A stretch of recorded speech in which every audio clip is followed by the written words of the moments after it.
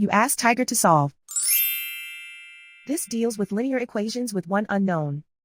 The final result is y equals -3. Let's solve it step by step. Simplify the expression. Simplify the arithmetic.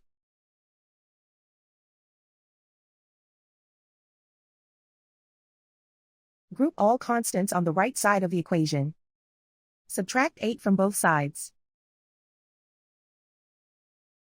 Simplify the arithmetic.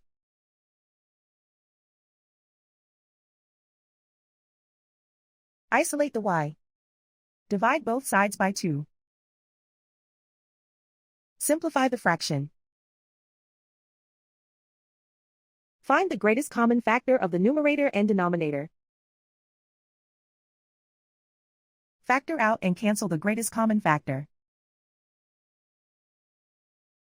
And so the final result is y equals -3.